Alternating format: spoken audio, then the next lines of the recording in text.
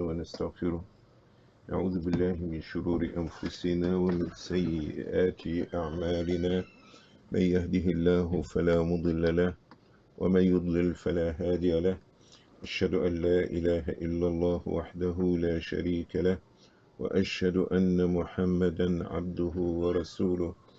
يا أيها الذين آمنوا اتقوا الله حق تقاته ولا تموتن إلا وأنتم مسلمون.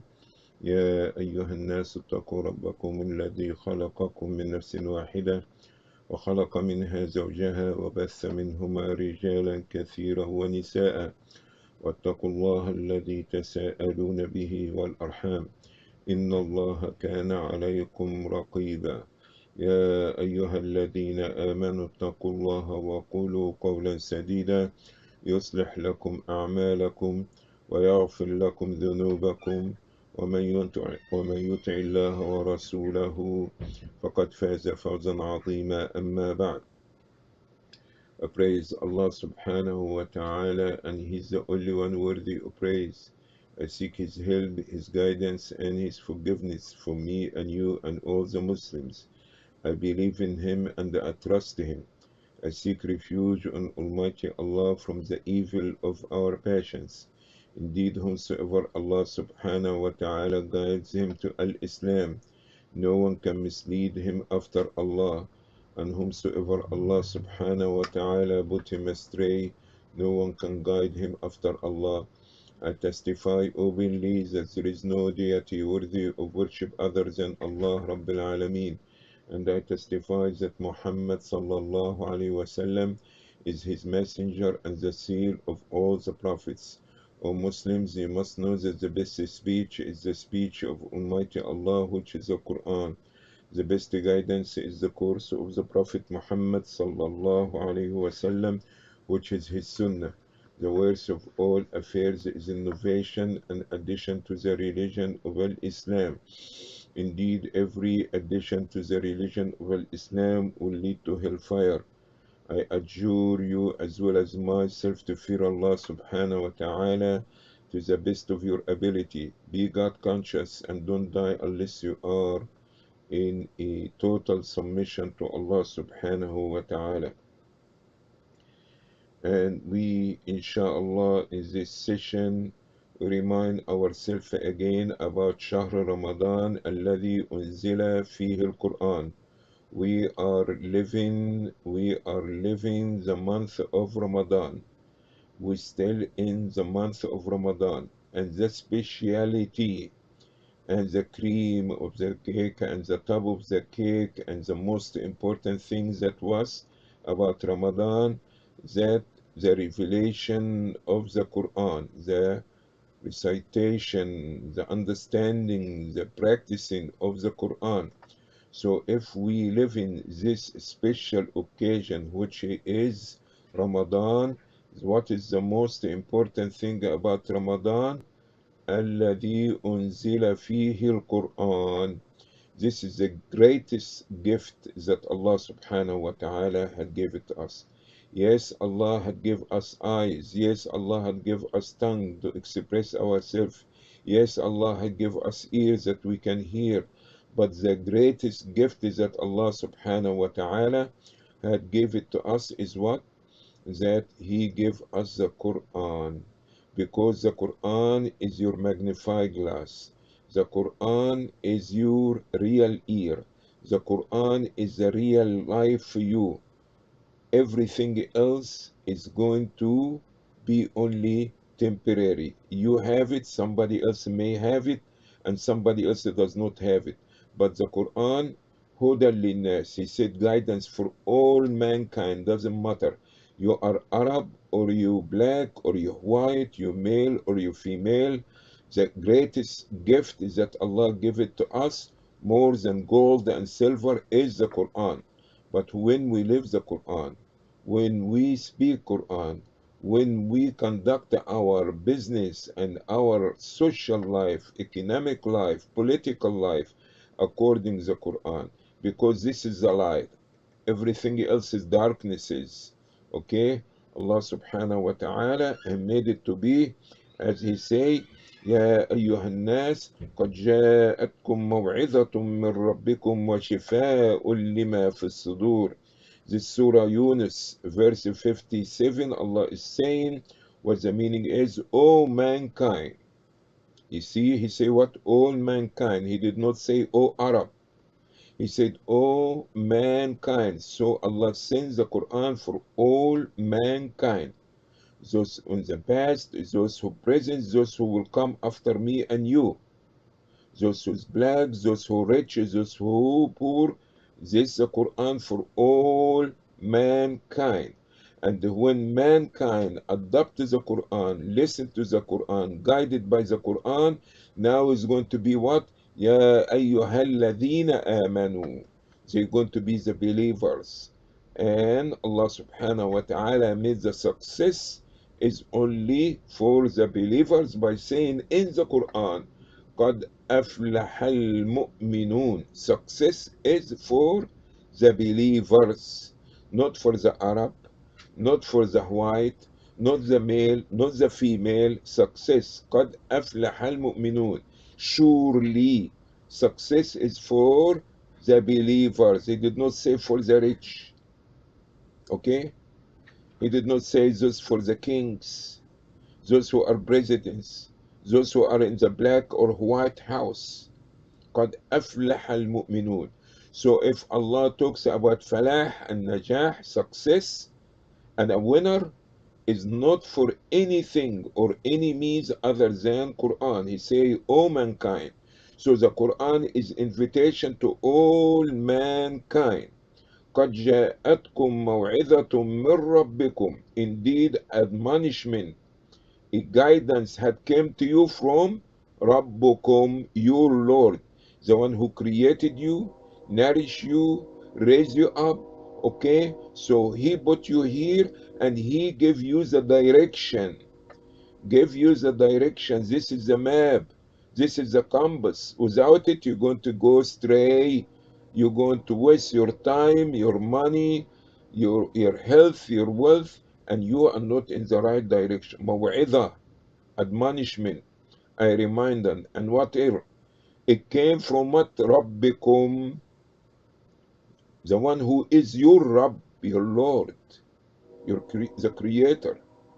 When you make a car, you build a car, you know about the car better than anybody else because you the engineer, you are the inventor of this car. Allah is the creator of mankind.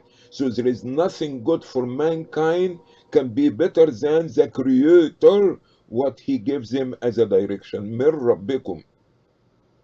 And he said, Maw'idah, a warner, admonishment, a guidance. من ربكم. What else? وشفاء لما في الصدور. A healing to whatever in the chest, your heart. Okay? You are not by your skin color, you are by why heart. If your heart is good, ألا إن في الجسد مضغة إذا صلحت صلح سائر الجسد كله وإذا فسدت فسد سائر الجسد كله ألا وهي القلب. The Prophet sallallahu alaihi wasallam say, indeed there is a morsel, piece of flesh in the whole body. If it's good, everything will be good. If it's corrupted, everything will be corrupted. The eye will be corrupted, the hand will be corrupted, the foot will be corrupted. So he said, من ربكم وشفاء, a healing, لما في الصدور, to what's in your chest. وَهُدًى وَرَحْمَةً لِلْمُؤْمِنِينَ. And this Quran is a guidance and mercy for those who believe in it. So if you don't believe in the Quran, you are not going to get a mercy. You are not going to have a healing. You're going to live all your life sick. Sick in the mind, thinking the thoughts, sick in everything.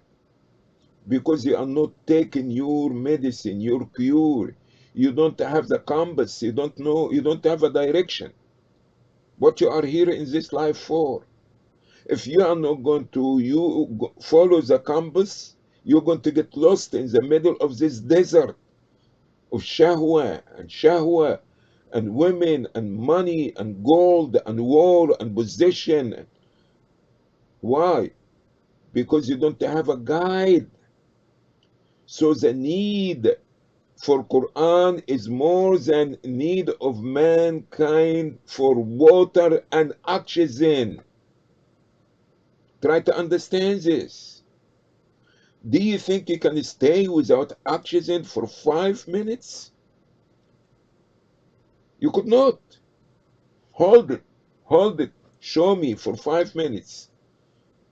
But we can imagine that we're going to live in this life with the ups and the down and the in and the out with no Quran. No way. No way. No way.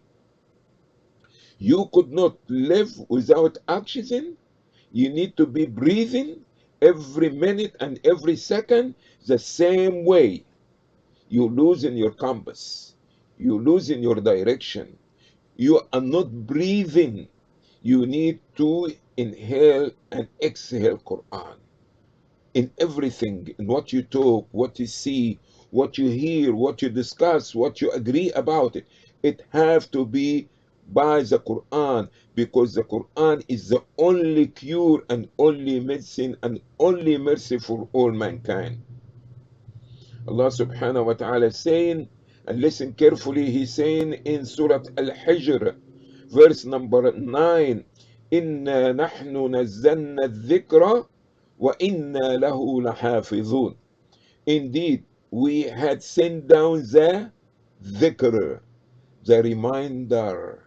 When you forget, the Quran is reminded, telling you this is not a sirat al-mustaqim, this is not the direction, this is not safe for you. This reminder, a dhikr, to remember. We forget a lot, many things occupying our mind, our thoughts in this life. But the Quran is the dhikr to remind you, to bring you back on the track, to bring you on track. Otherwise, you're going to stray and you're taking other stray. And Allah subhanahu wa ta'ala, to show you His miracle and for you to believe in this, that this Quran is the only way and the only guidance and the only direction, and say, وَإِنَّا لَهُ لَحَافِظُونَ. It is upon Allah to preserve the Quran. It is upon Allah, not Russia, not America, not the Black House, not the Congress, not anyone. Allah. Do you know what does it mean? Allah. He said, وَإِنَّا لَهُ. It is upon Allah to preserve the Quran. But if the Quran preserved as a book, but is not preserved by me and you as a action and behavior, we are not going anywhere. We are not going anywhere. We're never going to make it. Not as an individual, not as a family, not as a community, not as a nation, not in war, not in peace. We never, never. This is the calamity that happening everywhere, because so-called Muslims and non-Muslims are not living. Illa man rahim Allah, save those individual little people here and there, they live by the Quran. But when we go exactly like a train going on the track, when is the track broken, when the train is not on track, you know what's going to happen. It could not move. It could not be safe. I say that people, even those who claim to be Muslims, they are not living by the Quran as a whole. We may use the Quran when somebody die and recite some verses in his soul to bless his soul. But are we living by Quran in our economics? Allah forbid us for usury. Look how many Muslims dealing with usury. How? How we can be victorious? How we can be imams and a good example for other nations, and we devout in riba and usury day and night. And Allah had warned us in His book, فَإِن لَمْ تَفْعَلُوا فَأْذَنُوا بِحَرْبٍ مِّنَ اللَّهِ وَرَسُولِهِ. If you are not going to stop dealing with usury, be ready for a war between you and Allah and His Messenger. Most nations and people are living nowadays in a war between them and Allah. And this is the reason there is no peace on the ground. There is no peace on land. And each country try to devour the other country. And each country try to take the land of the other country. And every president try to kick out the other president. And this is the way how we live in. We need to come back again to direction, which you call اهدنا الصراط المستقيم. Guide us to الصراط المستقيم. Put our foot on the straight path so we can reach, so we can be happy in this life, so we can be happy in our grave, so we can be happy in the day of judgment. Allah said, I will preserve it. This is not your job, Muslims. This is not your job, a human being. I am the one. Allah say, I am the one who going to preserve the Quran. But if the Quran been preserved as words but not action, this is the problem. This is the problem. This is the reason we have no peace in any place. Not in Arabia, not in America, not in Russia, not any place. There is no peace. And if so-called peace there because somebody put a gun in your head, if you did not do it, you're going to be getting shot. Allah said it is a shifa, is a healing, that mankind going to be sick, suffering, because they are not taking the medicine. And the medicine is what? Is nothing but Quran. This is the direction. Subhanallah. Allah subhanahu wa ta'ala is saying, say, okay, brother, we heard you, but you understand our economics nowadays, they understand that we have to deal and we have to take interest and we have, or we could not balance it. And this your thought. This your limited vision, because Allah subhanahu wa ta'ala is saying, وَنَزَّلْنَا عَلَيْكَ الْكِتَابَ تِبْيَانًا لِكُلِّ شَيْءٍ وَهُدًى وَرَحْمَةً وَبُشْرَى لِلْمُسْلِمِينَ. This Surah Al-Nahl, the B, verse number 87. Listen, indeed we had revealed the book to you, Muhammad, explanation for everything, and guidance and mercy and a glad tidings for the Muslims.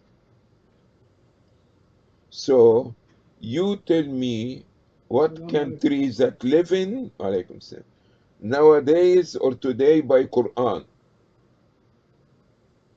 By Quran. Okay? Not only in the dress code, in everything.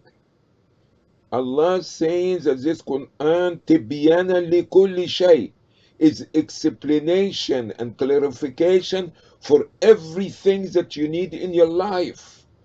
Islam is not for the dead people. When they die, you say in Fatiha and you bless their soul, and this it. This Quran came for the life people before the dead people. This Quran did not come to tell you aqimu salah wa atu zakah and this it. Did not come to tell you how to make wasjudu lillahi wa'budu, prostrate and worship Allah and this it. Islam wants you to be guided in everything in your life by the Quran. How? Allah is saying, قُلْ إِنَّ صَلَاتِي وَنُسُكِي وَمَحْيَايَ وَمَمَاتِي لِلَّهِ رَبِّ الْعَالَمِينَ. Say, my prayer. Is this it? my sacrifice. This it? My daily life and activity and my death is for Allah, by Allah.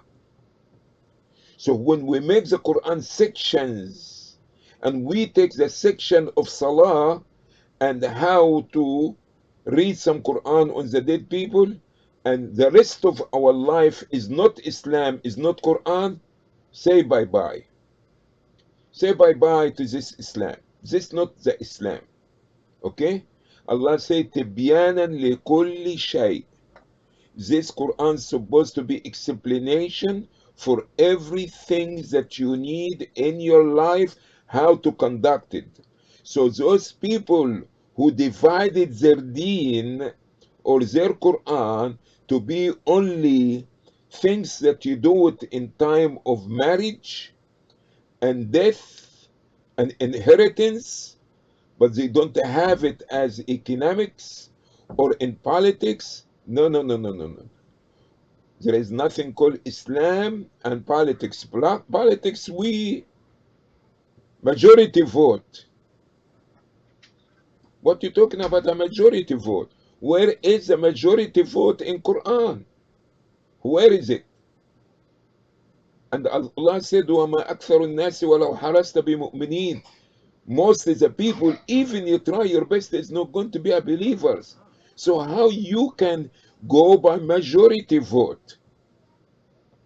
We need to understand the Quran, that from A to Z, take your life from A to Z, from the time you was born, not only the time you was born, before even you exist in your mother womb.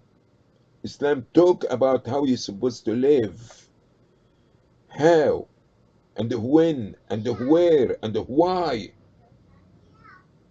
So the Nakba, the real Nakba, and the real disaster is the separation between Islam and politics, Islam and economics, Islam and social life.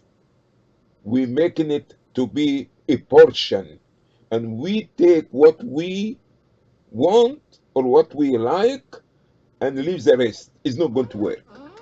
Wallahi, by Allah, I swear, is never ever going to fly, and never ever going to be peace on the earth until the Muslims, they surrender themselves politically, financially, spiritually, socially, and live according to the Quran. They live according to Quran. Quran did not come for the dead people. Islam came to say, قُلْ إِنَّ صَلَاتِي وَنُسُكِي وَمَحْيَايَ. This word, listen this word. If you don't understand anything in the Quran, listen the word محياي, my livelihood. Lillahi Rabbil Alameen, my daily life, my daily activity, it have to be according the way that Allah revealed. Nowadays, Muslims, they taken a portion of Islam and they try to practice it, and this is the reason it doesn't fly, and is not going to fly until you are ready to surrender to what Allah said in His book in all your avenues of your life.